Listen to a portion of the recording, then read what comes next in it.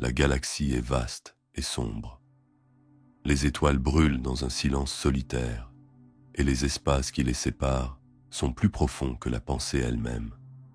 Ici, le temps semble différent. Les siècles passent comme des nuages à la dérive, et les empires s'élèvent et s'effondrent dans le silence du vide. C'est l'impérium de l'humanité, un royaume composé de milliards de mondes et d'innombrables vies, tous liés par la foi et la guerre. Certains servent avec des mots, d'autres avec des machines, et d'autres encore avec leur sang. Ce soir, nous emprunterons 2 chemins à travers cette nuit sans fin. L'un appartient aux sœurs de bataille, ces guerrières qui portent la foi comme une arme. L'autre mène au Death Corps de Krieg, des soldats qui ne vivent que pour expier les péchés de leur monde natal. Chaque histoire se fond dans la suivante, comme des rivières se rejoignant dans l'ombre. Un chemin commence dans la lumière sacrée et se termine sur des champs de bataille en flammes. L'autre commence dans les cendres de la ruine et se termine dans un sacrifice silencieux. Nous avancerons lentement.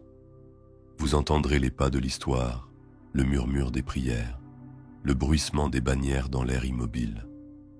Laissez ces histoires se déposer comme une douce poussière qui vous emportera plus profondément au cœur de l'impérium. Pour comprendre ces récits, vous devez d'abord connaître la galaxie dans laquelle ils se déroulent. L'impérium de l'humanité s'étend à perte de vue, une chaîne d'étoiles sous un seul souverain, l'empereur de l'humanité. Il siège en silence depuis plus de 10 000 ans, maintenu en vie sur le trône d'or, une machine qui garde son esprit éveillé alors que son corps dépérit. Sa volonté guide l'impérium, mais ses paroles ne parviennent plus directement au peuple.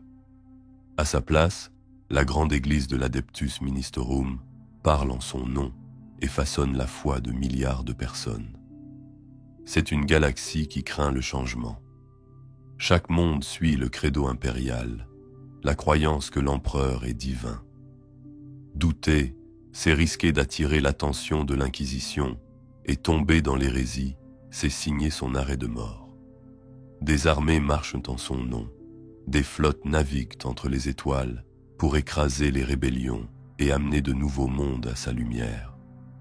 Pourtant, malgré tout cela, l'impérium n'est pas uni dans la paix. C'est un endroit où le danger est omniprésent. Les extraterrestres, les traîtres et les pouvoirs du Warp le menacent à ses frontières. Et parfois les plus grandes menaces viennent de l'intérieur. Dans cette lutte sans fin, 2 forces s'opposent. Elles sont différentes par leur origine, leur raison d'être et le poids qu'elles portent. Mais toutes 2 sont liées par la même vérité. Il n'y a pas de vie sans service. Les sœurs de bataille ne sont pas nées dans une forge d'acier, mais dans les salles tranquilles de la foi. Leur force ne vient pas seulement de l'armure qu'elles portent ou des armes qu'elles brandissent, mais aussi des prières qu'elles murmurent pendant qu'elles combattent. Leur histoire commence avec une petite secte cachée et se développe pour devenir l'une des forces de combat les plus redoutées de l'ecclésiarchie. Le Death Corps of Krieg est né dans l'ombre et le feu. Leur monde natal est tombé dans la rébellion et la ruine, et ce n'est qu'au prix d'un terrible sacrifice qu'ils sont revenus à la lumière de l'empereur. Pour eux, la vie est le paiement d'une dette qu'ils ne pourront jamais rembourser entièrement. Ils marchent vers la guerre sans crainte, car ils ont déjà tout abandonné. Ce ne sont pas des récits joyeux, mais ils dégagent néanmoins un étrange calme. Le calme d'une flamme de bougie qui brûle régulièrement. Le calme de la neige qui tombe sur un champ de bataille longtemps après la fin des combats. En empruntant ces chemins, nous ne nous précipiterons pas. Nous nous arrêterons pour observer les détails. L'air froid d'un matin silencieux, le cuir usé d'un livre de prière, le son lointain d'une cloche de cathédrale. Commençons par les sœurs de la bataille et les premiers frémissements de leur longue veillée ininterrompue. Le cœur de l'impérium ne réside pas dans ses armées ou ses flottes, mais dans la foi qui unit des milliards d'âmes. Sur d'innombrables mondes, le credo impérial façonne chaque acte et chaque pensée. C'est la voix tranquille qui dit que l'empereur veille, et c'est la main ferme qui guide vers l'obéissance. Bien avant que les sœurs de bataille ne foulent les champs de bataille déchirés de la galaxie, cette foi était déjà le fondement de l'Adeptus Ministorum, l'église d'État de l'Imperium. L'Adeptus Ministorum est né du chaos qui a suivi la Grande Croisade et l'hérésie d'Horus. L'Imperium avait survécu à une trahison d'une ampleur incommensurable. L'empereur ne marchait plus parmi son peuple, mais son image était plus puissante que jamais. Au cours des siècles qui suivirent, l'Imperium se tourna vers les prêtres et les prédicateurs pour transmettre sa volonté aux confins de la galaxie. Ils apportèrent une seule vérité. Tous doivent servir et tous doivent croire. Au fil du temps, l'ecclésiarchie est devenue un pilier immense et inébranlable. Ses cathédrales s'élevaient plus haut que les murs des forteresses. Ses reliques étaient gardées comme des trésors, et ses hymnes résonnaient dans les airs, des spires des cités ruches aux colonies minières. La foi n'était pas simplement une croyance, c'était la loi. Sur les mondes sanctuaires, chaque lever de soleil commençait par des prières à l'empereur, et chaque nuit se terminait par l'allumage de bougies sacrées. Sur les mondes en guerre, les soldats partaient au combat avec des litanies de protection gravées sur leur armure. L'emprise de l'ecclésiarchie était à la fois douce et ferme, donnant de l'espoir aux fidèles et semant la peur chez ceux qui vacillaient. L'Église envoyait des missionnaires sur les lunes glacées, les plus froides, et dans les mondes jungles les plus éloignés, apportant la parole de l'empereur aux quatre coins de l'espace humain. Pourtant, même au sein de cet ordre, il y avait des zones d'ombre. Le pouvoir attire toujours ceux qui veulent l'utiliser à leur profit, et l'Imperium n'est pas étranger à l'ambition déguisée en robe sacrée. Des dirigeants ont émergé au sein de l'ecclésiarchie qui recherchaient l'influence plutôt que le service. Pour certains, le nom de l'empereur était davantage un outil de contrôle qu'une lumière à suivre. Pourtant, pour les fidèles, la flamme de la dévotion ne s'est pas éteinte. C'est ici, dans ce mélange de dévotion et de danger, que les graines des sœurs de bataille ont été semées. Le chemin qui a mené à leur naissance a commencé tranquillement. Loin du centre du pouvoir, au-delà des routes commerciales infinies du segmentum solar, il existait des mondes où la foi prenait ses propres formes. Certains étaient façonnés par des traditions anciennes, d'autres par les dures nécessités de la survie. L'un de ces endroits était San Leor, une planète profondément dévouée, où la foi était pratiquée avec une discipline aussi rigoureuse que n'importe quelle lame. Ses habitants vivaient dans des communautés simples et disciplinées, chaque jour rythmé par la prière, les rituels et les actes de service. Ils croyaient que l'empereur n'était pas seulement un dieu lointain, mais aussi une présence capable de les guider dans leur vie quotidienne. Le monde n'était pas riche en ressources et n'avait aucune valeur stratégique, mais il recelait quelque chose de bien plus important pour l'ecclésiarchie, une population entièrement dévouée au credo. C'est sur cette terre que les filles de l'empereur allaient un jour voir le jour. Elles n'étaient pas encore des guerrières en armure énergétique, ni des porteuses de Bolter. Elles étaient simplement des femmes qui avaient choisi de vivre au service des autres, unies par leur dévotion et la pureté de leurs intentions. Leur vie était remplie d'actes de charité, de discipline et d'adoration. Dans les chambres silencieuses de leur cloître, l'air était imprégné d'une odeur d'encens et de cire de bougie. Les murs de pierre résonnaient du lent rythme des prières chantées. Il régnait un sentiment de calme, mais ce n'était pas le calme du vide. C'était le calme d'un cœur qui battait régulièrement et sans faiblir. Ces filles n'étaient pas entraînées pour la guerre, mais leur discipline les préparait à des épreuves qu'elles ne pouvaient encore imaginer. Le reste de l'Imperium savait peu de choses sur San Leor et ses femmes fidèles, mais la galaxie a le don de trouver et de changer même les endroits les plus cachés. L'influence de l'Adeptus Ministorum s'étendait loin, et ses dirigeants étaient toujours à la recherche de nouveaux moyens de renforcer leur autorité. À cette époque de l'histoire, l'ecclésiarchie était devenue suffisamment puissante pour rivaliser avec la puissance militaire des autres institutions de l'impérium. Ce pouvoir allait bientôt attirer l'attention de ceux dont l'ambition ne connaissait aucune limite. Au fil des siècles, la richesse de l'Adeptus Ministorum s'accrut, son influence s'étendit à travers les systèmes stellaires et ses dirigeants commencèrent à exercer une autorité qui façonna le destin des mondes. Cette ascension lui valut à la fois le respect et la suspicion. Beaucoup considéraient l'Église comme le cœur spirituel de l'impérium, mais d'autres craignaient qu'une telle concentration de pouvoir ne mène à la corruption. Les germes du conflit étaient là, mais rares étaient ceux qui pouvaient encore imaginer jusqu'où ils allaient pousser. Il est important de se rappeler que les sœurs de bataille ne sont pas apparues de nulle part. Elles sont nées de la lente transformation de la foi en structure, de la croyance en loi et du service en devoir. La lumière de l'empereur était leur boussole, mais le chemin qu'elles allaient emprunter était façonné par des événements bien plus grands qu'elles.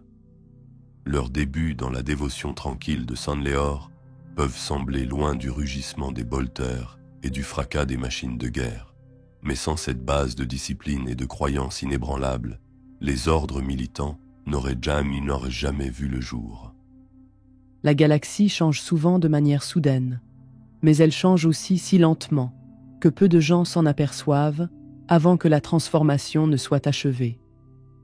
À mesure que le pouvoir de l'ecclésiarchie grandissait, le besoin de protecteurs qui ne soient pas soumis aux limites habituelles imposées aux forces de l'Église se faisait également sentir.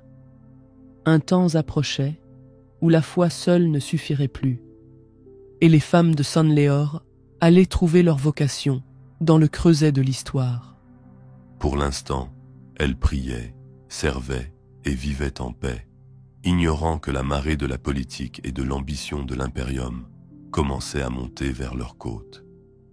La prochaine étape de leur histoire les mettrait sur le chemin de l'un des hommes les plus dangereux que l'ecclésiarchie ait jamais connu. Et la vie tranquille et dévouée qu'elles avaient connue serait remplacée par l'armure et le feu de la guerre. San Leor était un monde qui semblait loin des luttes incessantes de l'impérium. Il était situé à la lisière tranquille du Segmentum Pacificus, entouré de longues étendues de vide et loin des grandes flottes de croisades. Il n'y avait pas ici de cité-ruches, ni de vastes manufactures crachant de la fumée dans le ciel. Au lieu de cela, ces colonies étaient construites en pierre pâle et conçues pour durer des siècles. L'air était pur, emportant avec lui le parfum des champs ouverts et des plaines balayées par le vent. La vie suivait le rythme de la foi et non celui de l'industrie. Les habitants de San Leor croyaient que la discipline était la plus haute forme de dévotion. Leurs prières n'étaient pas précipitées et leurs rituels n'étaient pas des spectacles grandioses destinés aux étrangers. La foi faisait partie de l'air qu'ils respiraient. Les filles de l'empereur, comme elles se nommaient elles-mêmes, vivaient dans des complexes tranquilles, construits dans les collines et les vallées de la planète. Elles travaillaient dans les jardins, soignaient les malades et conservaient des textes anciens qui avaient été copiés et recopiés au fil des générations.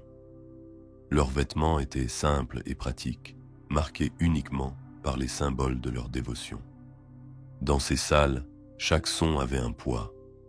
Le doux frottement des sandales sur les sols en pierre, le faible scintillement des bougies dans leurs bougeoirs et le murmure d'un hymne qui se propageait dans l'air comme une marée.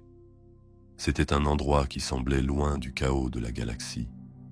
Mais la galaxie a le don d'atteindre même les sanctuaires les plus reculés. Les filles de l'empereur n'avaient pas d'armée. Elles ne possédaient ni navires de guerre ni engins de siège.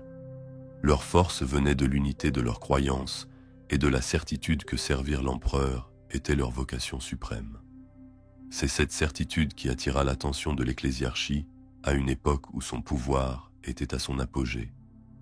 L'Église était devenue riche et puissante sur le plan politique, et certains de ses dirigeants voyaient dans les filles un atout qu'ils pouvaient exploiter. L'un d'eux était Gauche Vendir, un homme dont l'influence s'étendait à travers tout l'impérium. Vendir était à la fois grand seigneur de l'administratum et chef de l'ecclésiarchie. Cette union de pouvoirs lui conférait le contrôle de vastes armées, de flottes et de la machine politique de l'impérium. Son ambition n'avait d'égal que sa méfiance. Il voyait des ennemis partout et recherchait une loyauté qui ne pouvait être achetée ni influencée. Lorsque Vendir apprit l'existence des filles de l'empereur, il se rendit à San-Léor avec sa suite. Son arrivée fut comme une tempête dans l'air calme de la planète. De grands vaisseaux flottaient en orbite et des escortes armées descendirent dans les vallées. Les filles accueillirent les visiteurs comme elles l'auraient fait pour n'importe quel voyageur, leur offrant refuge et service. Vendir remarqua leur dévouement et leur discipline et comprit qu'une telle loyauté pourrait servir ses intérêts. Pour le reste de l'impérium, ces femmes n'étaient qu'une secte obscure. Pour Vendir, elles représentaient une garde potentielle dont la foi les lierait à lui plus étroitement que l'or ou le rang ne pourrait jamais le faire. Il est important de s'arrêter ici et de prendre conscience de la situation. Les filles de l'empereur ce n'est pas encore des soldats, mais leur vie les avait déjà préparés à un autre type de service. Des années de discipline leur avaient appris à obéir sans hésiter, à agir avec précision et à mettre de côté leurs désirs personnels pour le bien de leur cause. Aux yeux de Vendir, elles possédaient toutes les qualités d'une garde parfaite. De cette rencontre naquit un changement qui allait bouleverser leur destin à jamais. Vendir leur offrit un nouveau rôle au sein même de l'ecclésiarchie. Elles deviendraient ses gardiennes personnelles, non pas en tant que mercenaires, mais en tant que guerrières liées par une mission sacrée. Les filles acceptèrent, convaincues que servir le haut ecclésiarche, c'était servir directement l'empereur. Ce faisant, elles entrèrent dans les couloirs du pouvoir impérial, laissant derrière elles la vie protégée de San-Léor. Au cours des années qui suivirent, les filles s'entraînèrent non seulement à la prière et aux rituels, mais aussi aux arts de la guerre. Elles reçurent des armures, des armes et la meilleure instruction que l'ecclésiarchie pouvait leur offrir. Elles se déplaçaient avec la même précision qu'elles avaient tout montré dans leurs anciennes fonctions, désormais appliquées au terrain d'entraînement et au champ de tir. Leur unité devint leur plus grande arme, et leur loyauté envers Vendir était absolue. La galaxie commença à remarquer ces femmes, désormais connues sous le nom de Brides de l'Empereur. Leur titre n'était pas un geste symbolique. Vendir l'avait créé pour les lier à sa volonté, les présentant comme les servantes que choisit de l'Empereur lui-même. Pour ceux qui les voyaient dans leur nouveau rôle, elles étaient à la fois belles et effrayantes, vêtues de blanc et armées d'acier. Elles se tenaient silencieuses aux côtés de Vendir pendant ses conseils et le suivaient dans les situations les plus dangereuses. Mais alors que leur dévouement à Vendir était inébranlable, la galaxie autour d'elle était en pleine mutation. L'ère de l'apostasie commençait, une période où l'impérium allait être déchiré par la corruption, la rébellion et les purges. Le règne de Vendir devint plus sévère et ses ennemis plus déterminés. Les épouses de l'empereur se retrouvèrent prises au cœur d'une tempête qui allait non seulement mettre leur loyauté à l'épreuve, mais aussi redéfinir complètement leur raison d'être. Avec le recul, la transformation des filles en épouses fut à la fois une ascension et une chute. Elles gagnèrent des armes, des armures et une place au cœur du pouvoir impérial, mais elles perdirent la vie tranquille qui les définissait autrefois. Leurs cloîtres devinrent des casernes, leurs jardins des places d'armes, et leur service passa de la charité à la défense d'un homme dont les ambitions dépassaient sa sagesse. Le monde qu'elles avaient laissé derrière elles à San-Léor existait toujours, mais pour ces femmes, il n'y avait pas de retour possible. Le chemin qui les attendait les plongeait plus profondément dans les conflits de l'impérium. et elles allaient se bientôt découvrir que la foi pouvait être à la fois un bouclier et une arme selon les mains qui la brandissaient. Le prochain chapitre de leur voyage les mènerait des salles protégées de la dévotion au feu de l'âge de l'apostasie, où la pureté de leur foi serait mise à l'épreuve face aux exigences de la guerre. L'âge de l'apostasie ne fut pas un moment unique, mais une longue tempête qui balaya l'impérium, brisant les liens entre les mondes et détruisant la confiance en ses dirigeants. C'était une époque où la foi était à la fois un ancrage et une arme, où l'Adeptus Ministerum détenait un pouvoir bien supérieur à sa mission initiale. Au cœur de ce bouleversement se trouvait Goj Vandir. En tant que grand seigneur de l'administratum et ecclésiarche de l'Adeptus Ministerum, il exerçait sur l'impérium une emprise sans précédent. Son influence s'étendait à tous les aspects de la vie impériale, et il régnait par un mélange de peur et de loyauté calculée. Les épouses de l'empereur se trouvaient au centre même de ce pouvoir. Elles n'étaient plus les discrètes filles de San Léor qui s'occupaient des jardins et des salles de prière. Vêtues d'armures polies et portant des armes forgées dans les forges de l'ecclésiarchie, elles servaient de garde impitoyable à Vandir. Leur dévouement à son égard était absolu, façonné par la conviction que le servir revenait à servir l'empereur. Cette croyance faisait d'elle un symbole vivant de la puissance de l'Église, et leur simple présence suffisait à faire taire toute dissidence dans n'importe quelle salle. L'impérium, hors de portée de Vandir, était en proie à des troubles.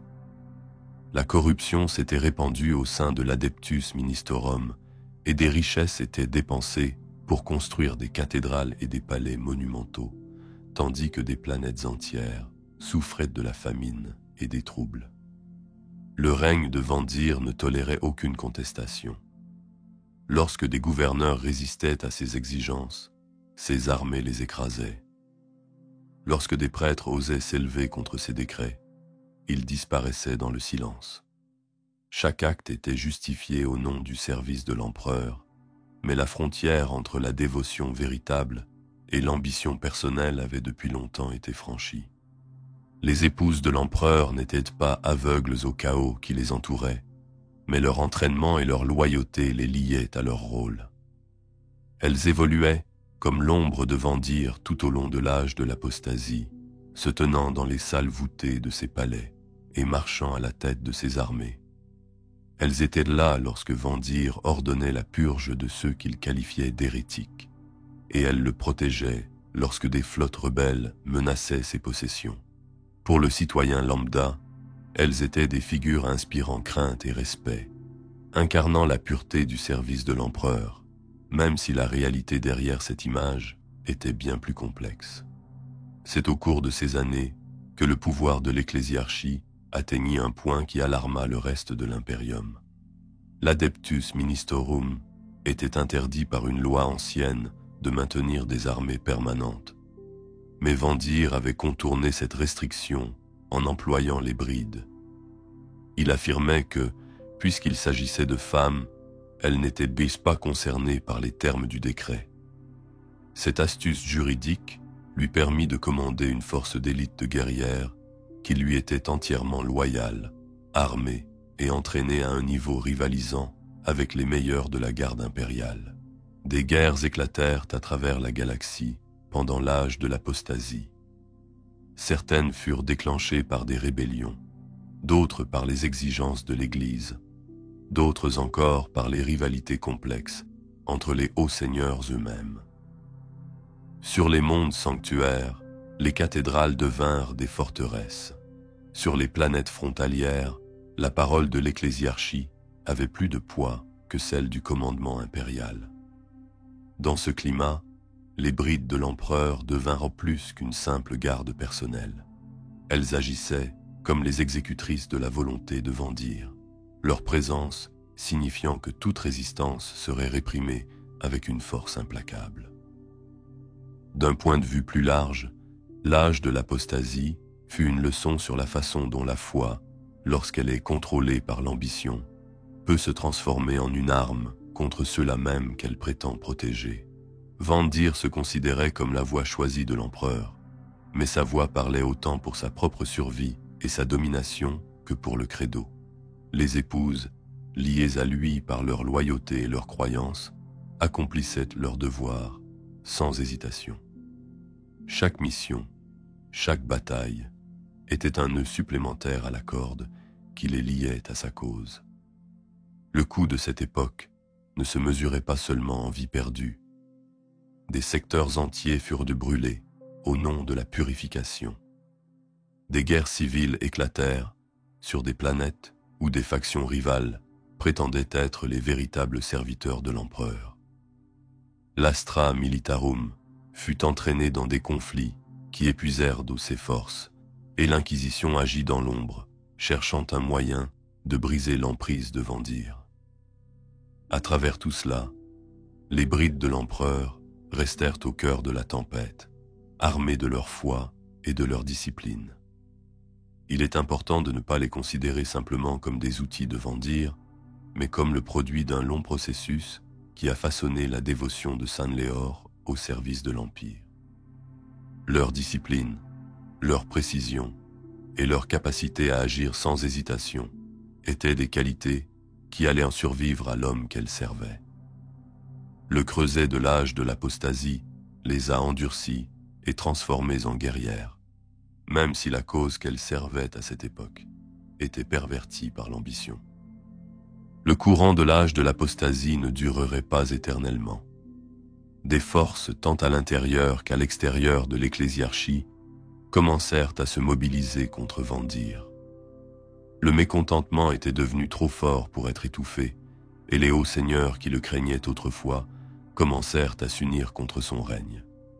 Les épouses de l'empereur se retrouveraient bientôt à l'aube d'un nouveau chapitre, qui mettrait à l'épreuve non seulement leur loyauté, mais aussi le cœur même de leur foi.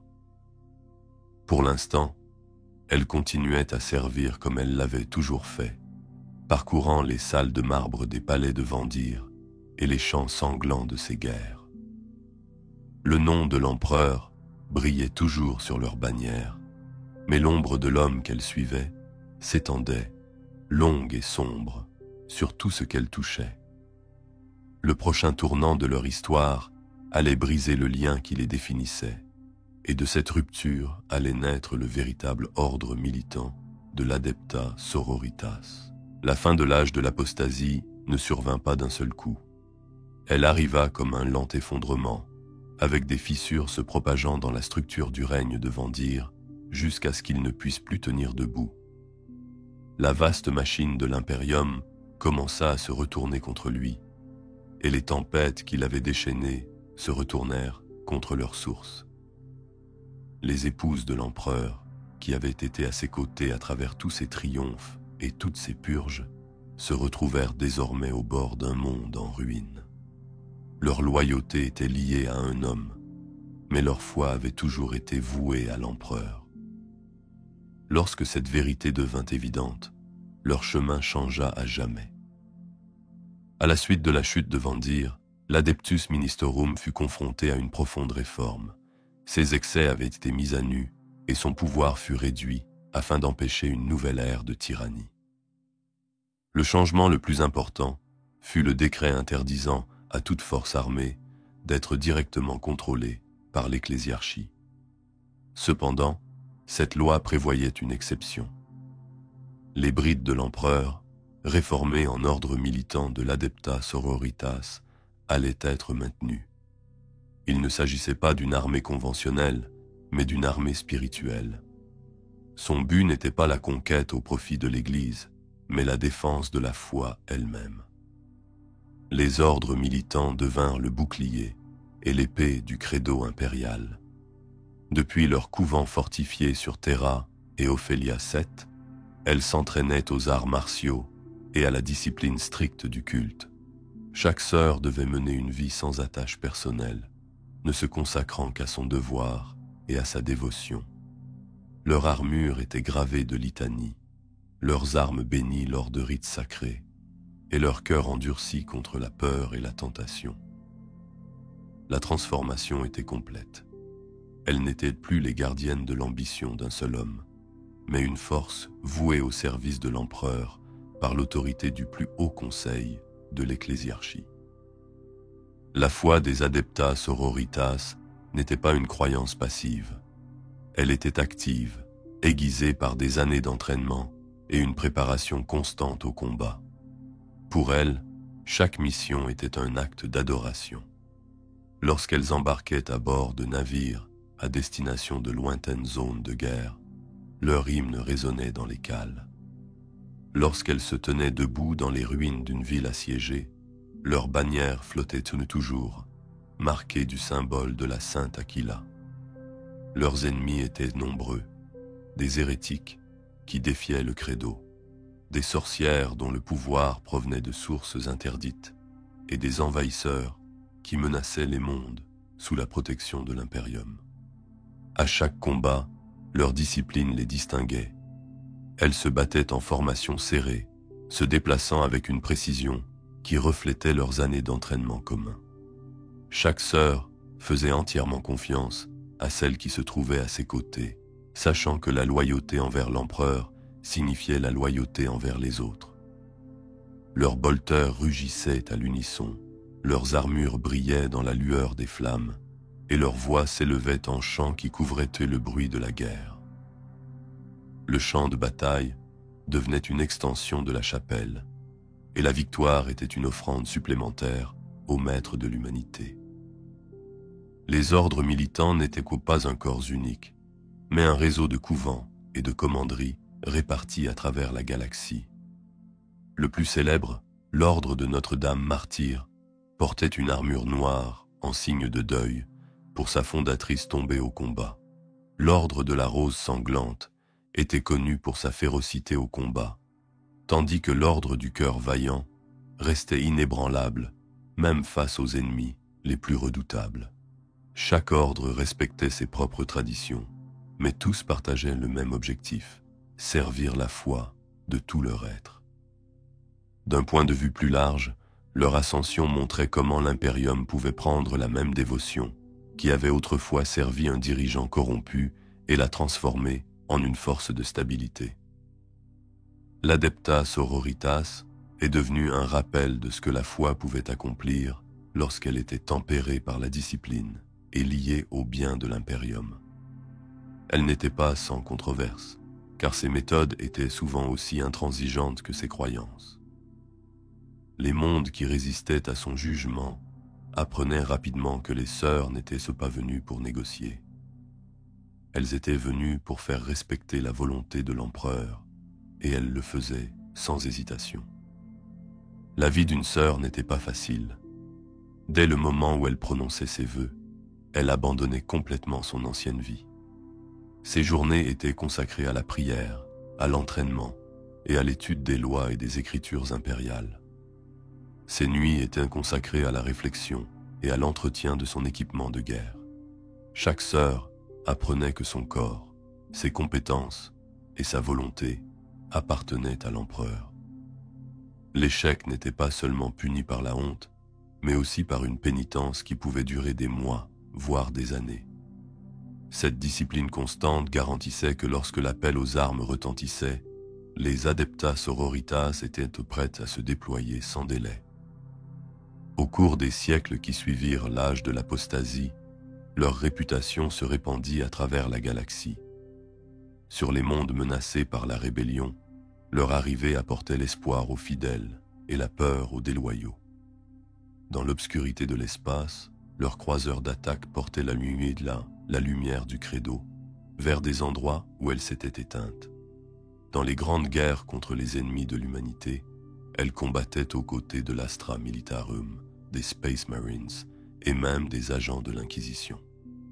À chaque fois, leur présence marquait le champ de bataille comme un lieu où la foi et le feu se côtoyaient.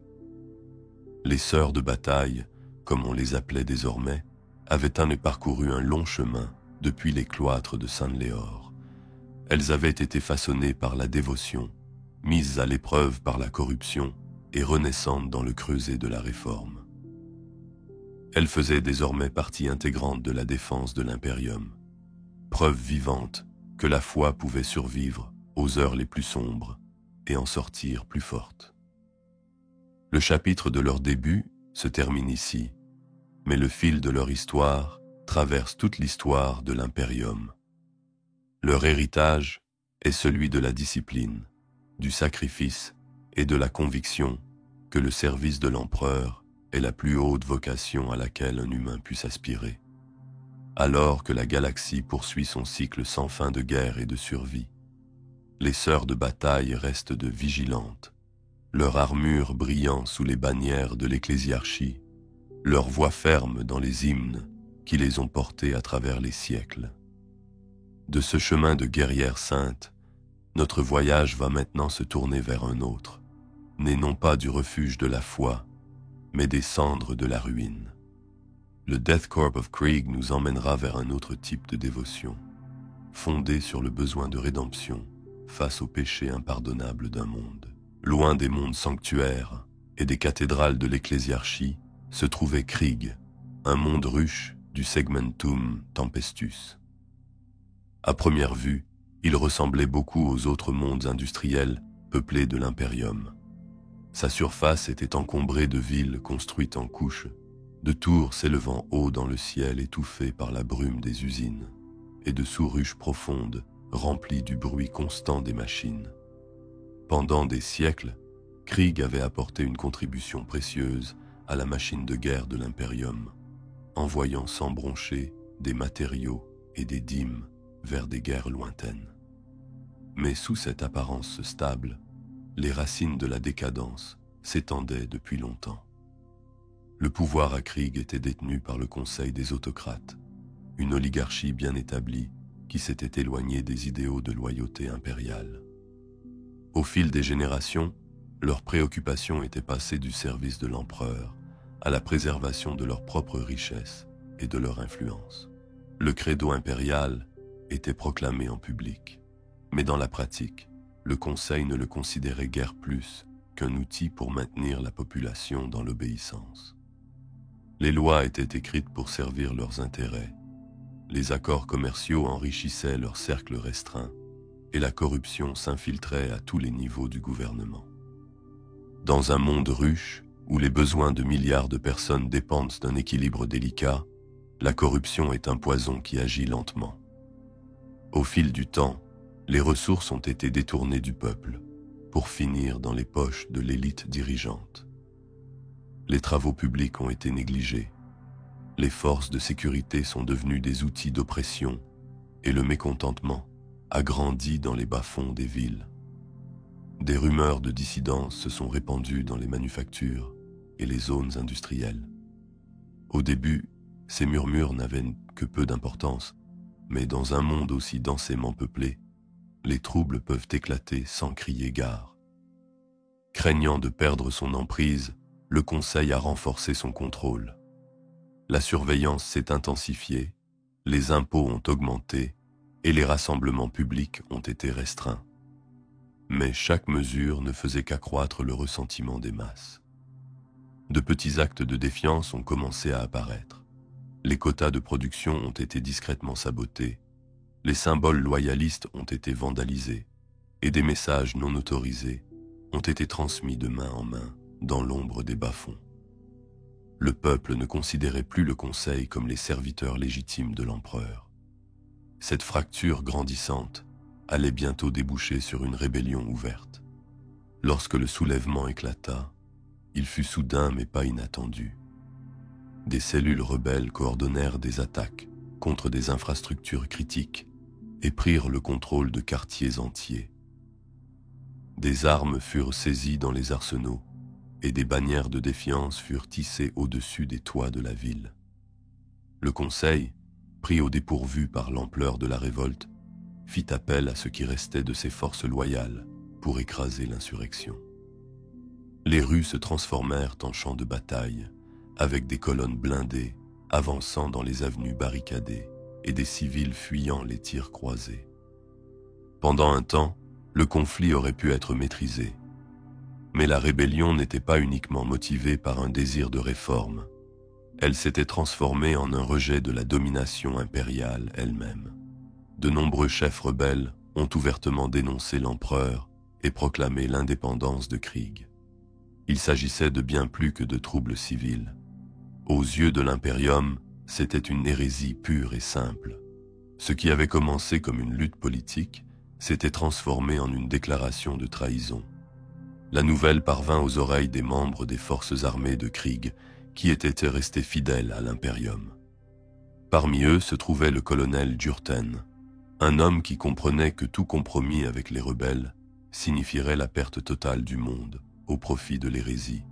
Jurten n'était pas loyal envers le Conseil, mais envers l'empereur, et il savait qu'une rébellion de cette nature ne pouvait être tolérée. Dans les années qui suivirent, le choix qu'il fit allait déterminer non seulement le sort de Krieg, mais aussi l'héritage de tous les soldats qu'elle avait produits. Jurten prépara une campagne sans précédent. Plutôt que de se concentrer sur la reconquête du territoire par des moyens conventionnels, il se tourna vers la seule arme capable d'assurer une victoire absolue, mais à un coût terrible. Il lança une frappe nucléaire à l'échelle planétaire, visant non seulement les positions rebelles, mais aussi toutes les cités russes tombées sous leur contrôle.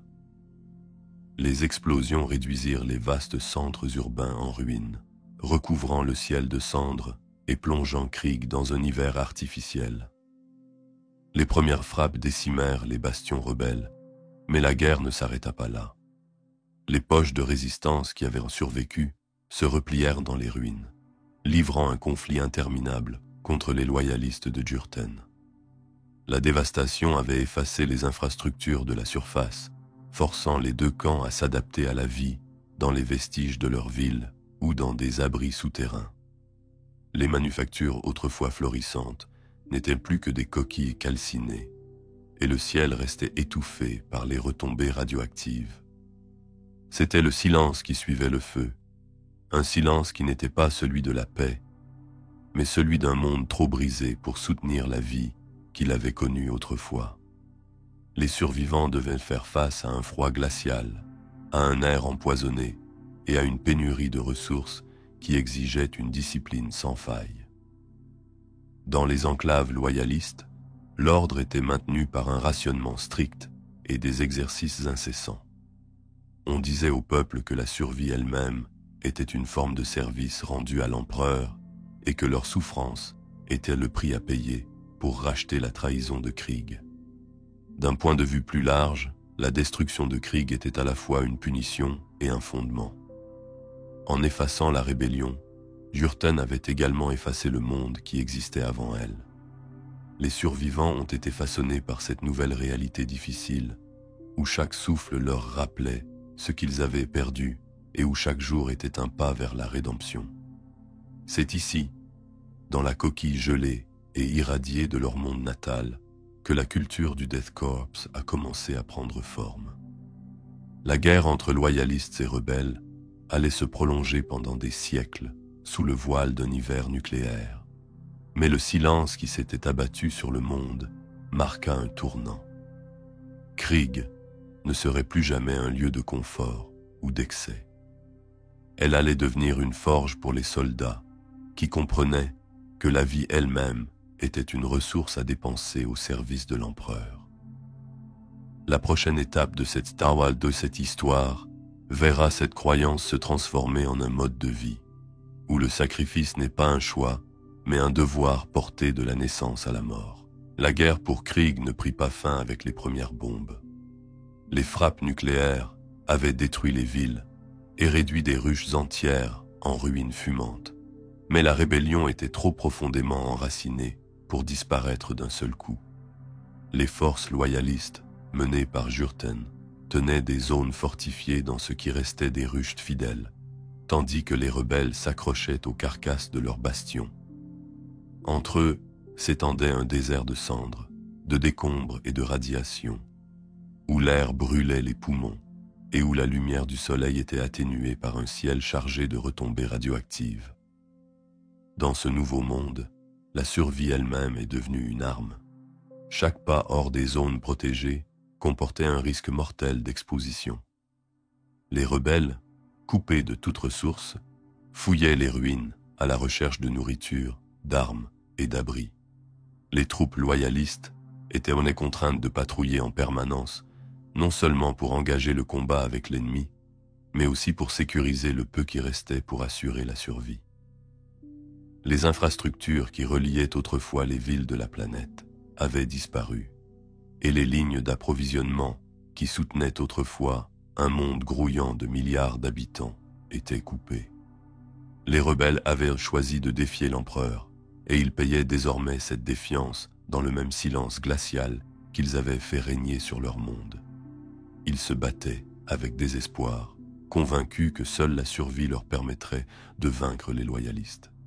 Mais chaque bataille, chaque escarmouche dans les ruines, réduisait leurs effectifs. À l'inverse, les loyalistes ne se battaient pas seulement pour survivre, mais aussi pour rétablir le nom de l'empereur dans leur monde. Cette conviction leur conférait une unité que les rebelles ne pouvaient égaler. La stratégie de Jurten n'était pas celle de la victoire rapide. Son objectif était l'usure, réduire la rébellion jusqu'à ce qu'il n'en reste plus que le souvenir. Les frappes nucléaires avaient donné le ton. La victoire à tout prix, même si ce prix était la destruction du monde lui-même. Les positions des loyalistes étaient lourdement fortifiées, conçues pour résister non seulement aux assauts, mais aussi aux dangers environnementaux constants du désert post-frappe. Les protections contre les radiations étaient aussi importantes que les emplacements des armes, et les systèmes de filtration de l'air étaient aussi vitaux que les réserves de munitions. La guerre se déroulait par cycles. Les troupes loyalistes pénétraient dans les ruines tenues par les rebelles, s'emparaient des lieux stratégiques et détruisaient tout ce qui pouvait soutenir la résistance. Les rebelles contre-attaquaient, souvent sous le couvert des tempêtes de cendres qui balayaient la surface. Ces tempêtes pouvaient durer plusieurs jours, obscurcissant toute lumière et contraignant les deux camps à se mettre à l'abri. Une fois passés, les combats reprenaient, souvent sur les mêmes terrains qui avaient été pris et repris à maintes reprises. Au fil des ans, le conflit prit un rythme sinistre.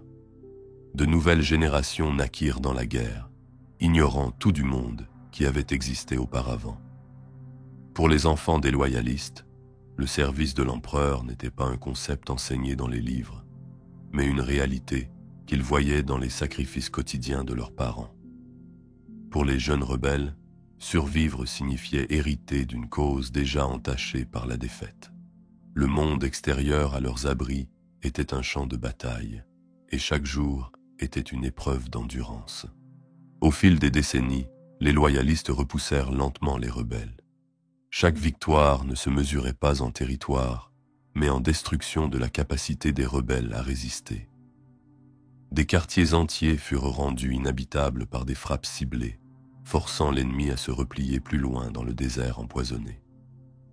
Les provisions des rebelles s'amenuisèrent, et sans capacité à produire de nouveaux équipements militaires, leurs forces commencèrent à se désagréger.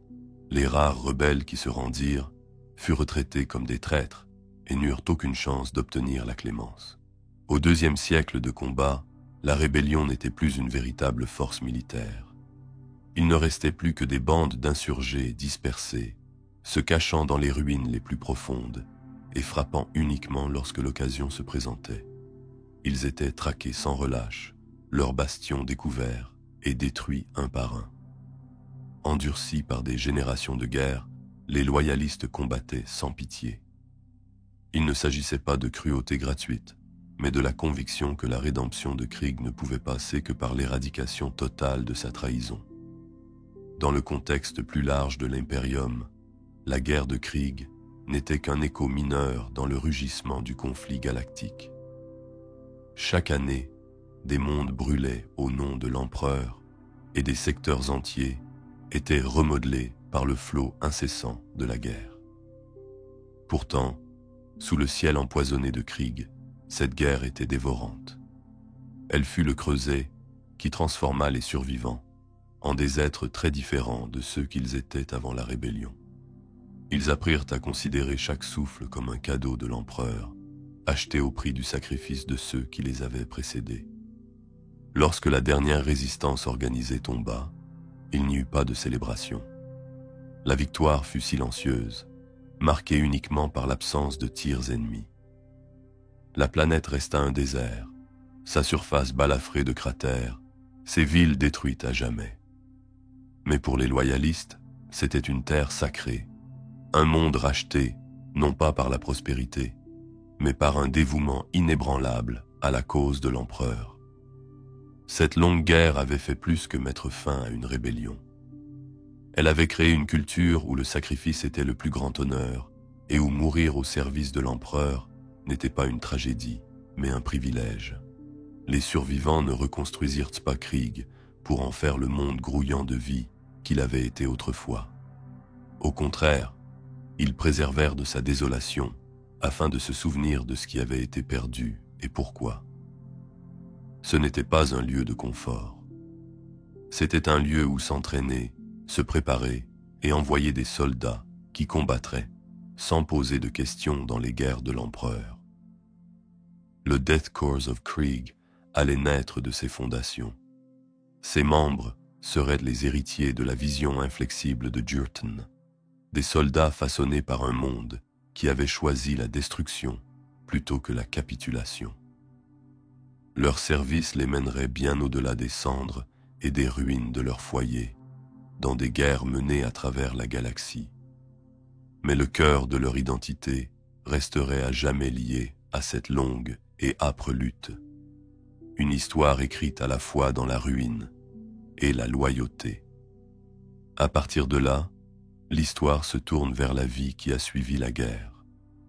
Le monde n'était pas en paix, mais il avait trouvé sa raison d'être. Cette raison allait envoyer son peuple au combat encore et encore, non pas pour reconquérir ce qui avait été perdu, mais pour s'assurer que leur sacrifice ne soit jamais oublié. La guerre était finie, mais Krieg ne retrouva pas sa vie d'avant. Son ciel restait lourd, du poids de siècles de retombées radioactives. Le soleil n'était qu'une faible lueur derrière des voiles de cendres en mouvement. L'air avait un goût de poussière, et la terre ne portait aucun signe de verdure. Même les océans, autrefois vastes et pleins, étaient empoisonnés par les tempêtes qui transportaient dans leur profondeur les particules des villes brûlées. Pour les survivants, ce n'était pas une tragédie à réparer, mais une réalité à accepter. C'était leur rédemption, la preuve qu'ils avaient payé leur loyauté de tout ce qu'ils avaient.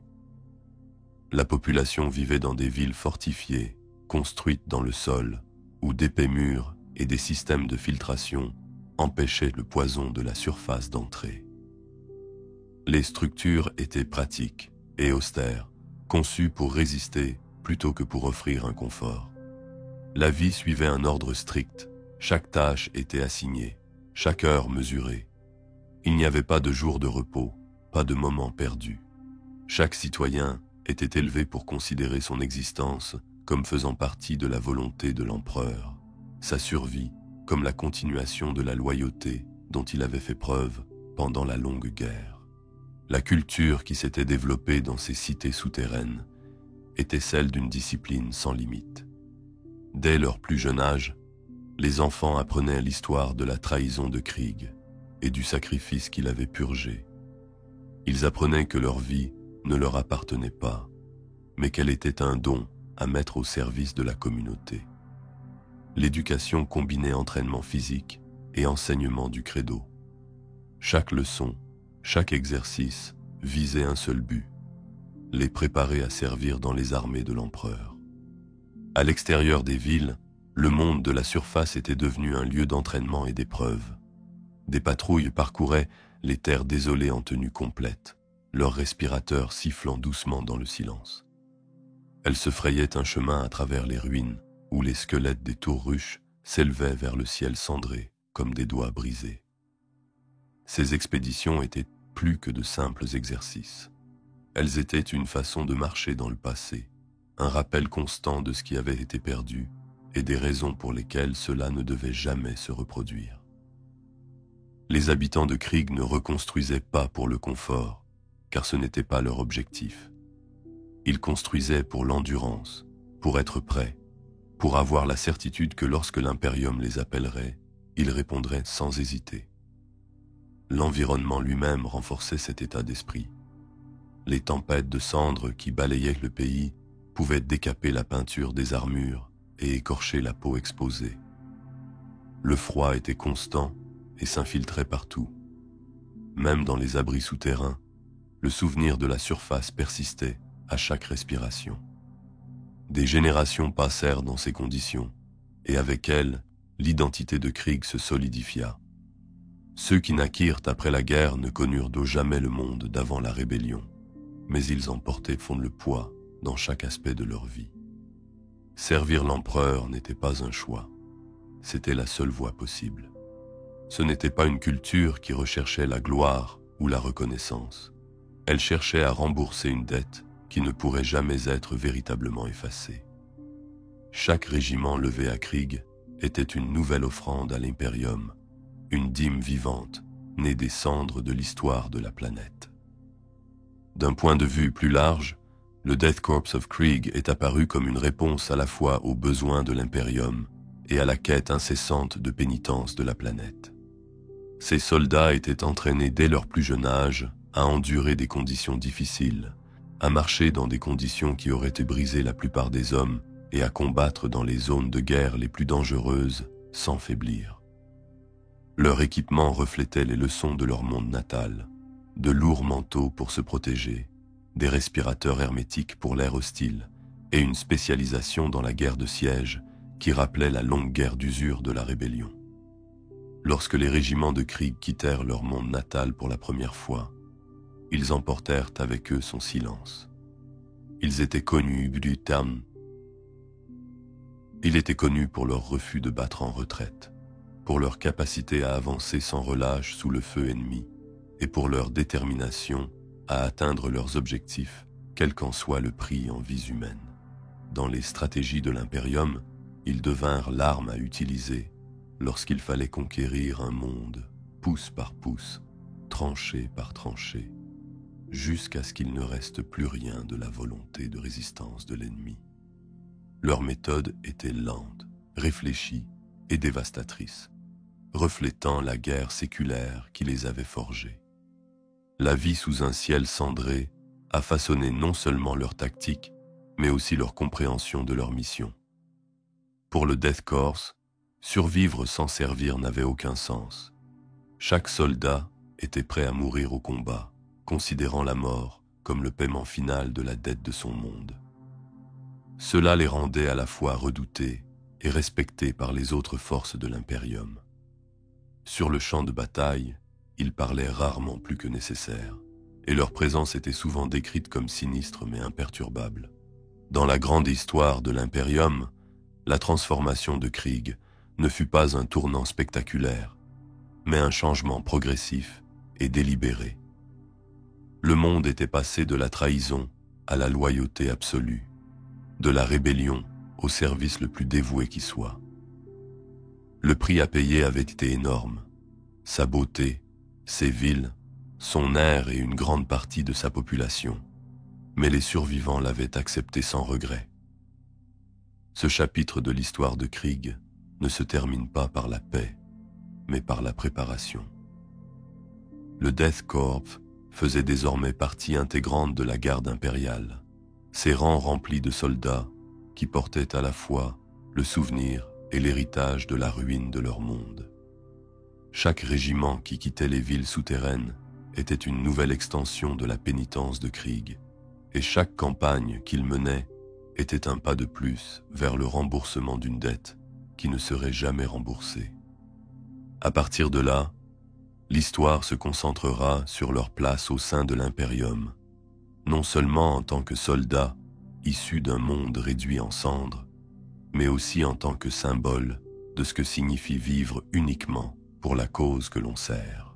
Les Death Corps of Krieg ne sont pas nés pour se reposer. Dès qu'ils étaient en âge de comprendre les mots, on leur enseignait que la vie n'avait qu'un seul but, servir l'empereur. Cet enseignement n'était pas adouci par des promesses de récompense, ni dissimulé derrière des visions de confort. Il était clair, immuable et absolu. Chaque soldat qui quittait Krieg pour partir à la conquête de la galaxie emportait cette vérité avec lui. aussi sûrement que son fusil laser. Ils ne se battaient pas pour leur survie personnelle, ni dans l'espoir d'un retour. Ils se battaient pour consacrer leur vie à une cause qui dépassait la durée d'une seule existence. Cet état d'esprit conférait au Death Corps un rôle unique au sein des armées de l'Imperium. Dans les campagnes où d'autres régiments auraient hésité face à un ennemi supérieur en nombre, les soldats de Krieg avançaient. Lorsqu'un siège exigeait des mois ou des années de combats acharnés, ils endurèrent sans se plaindre. Ils creusèrent des tranchées dans la boue gelée de mondes étrangers, construisirent des fortifications sous le soleil brûlant et traversèrent des no man's land jonchés de débris et de feu.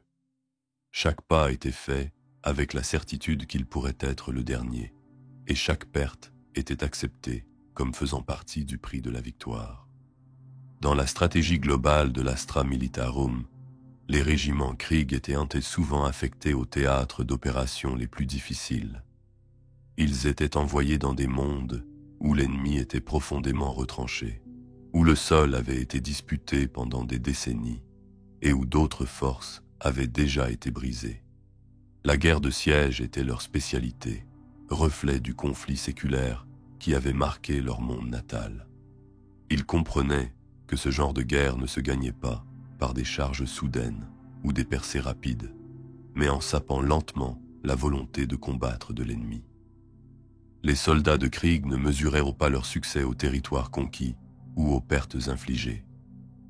Le succès se mesurait à l'accomplissement de la mission, quel que soit le sacrifice requis. Leurs commandants ne retiraient pas leurs hommes du danger lorsque l'objectif l'exigeait, et les troupes elles-mêmes acceptaient ces ordres sans poser de questions. Pour eux, mourir au service de l'empereur n'était pas une perte, mais l'accomplissement de leur destin. Leur présence sur le champ de bataille avait un effet qui dépassait leurs propres actions. Les alliés qui combattaient aux côtés du Death Corps voyaient souvent leur détermination renforcée par l'exemple de soldats qui avançaient sous les tirs et les bombardements sans rompre les rangs. Les ennemis, eux aussi, en étaient venus à les craindre, non pas parce qu'ils étaient les soldats les plus forts ou les plus rapides de la galaxie, mais parce qu'ils ne pouvaient être brisés ni par la peur, ni par la douleur. Affronter le Death Corps, c'était affronter une force qui ne s'arrêterait pas avant d'avoir éliminé jusqu'au dernier homme. D'un point de vue plus large, leur service était à la fois un cadeau et un avertissement. L'Imperium les considérait comme l'une de ses armes les plus fiables, mais leur existence rappelait également le prix de la déloyauté. L'histoire de Krieg n'était pas oubliée, et les régiments qui combattaient sous son étendard la portaient dans toutes les zones de guerre. Leur présence racontait l'histoire d'un monde qui avait préféré se détruire plutôt que de laisser la trahison s'installer. La vie d'un soldat du Death Corps était dépouillée de tout excès. Leurs uniformes étaient pratiques, leurs armes entretenues avec soin et leurs effets personnels limités à ce qu'ils pouvaient transporter sur le champ de bataille.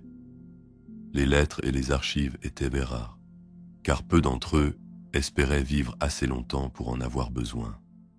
À la fin d'une campagne, les survivants étaient souvent redéployés sans retourner à Krieg. Leur monde natal ne les rappelait pas pour se reposer. Ils ne réclamaient que davantage de soldats à former et à envoyer à leur place. Dans la logique froide des guerres de l'Imperium, le Death Corps servait d'instrument pour les victoires les plus difficiles et les plus coûteuses. Il était utilisé là où d'autres pouvaient de faiblir, là où les défenses ennemies étaient trop solides pour les tactiques conventionnelles. Ses membres ne cherchaient pas la reconnaissance pour ces rôles, et la galaxie la leur accordait rarement. La plupart de leurs victoires n'étaient connues que de ceux qui avaient combattu à leur côté et des commandants qui avaient dirigé leurs actions. Cet anonymat leur convenait. Leur but n'était pas de rester dans les mémoires. Leur loyauté n'allait pas à un seul commandant ou à une seule campagne, mais à l'Imperium dans son ensemble. Le serment qu'ils avaient prêté n'était pas prononcé à voix haute, mais inscrit dans la structure même de leur vie. C'était un serment hérité des cendres de la rébellion de Krieg, un vœu que les péchés de leurs ancêtres seraient bouc rachetés dans la seule monnaie qu'ils valorisaient, le service sans limite. Des générations de cet engagement sans faille ont fait de Krieg bien plus qu'un simple fournisseur de soldats. Il est devenu le symbole de ce qu'exigeait l'impérium lorsque la foi et la loyauté étaient tout ce qui restait.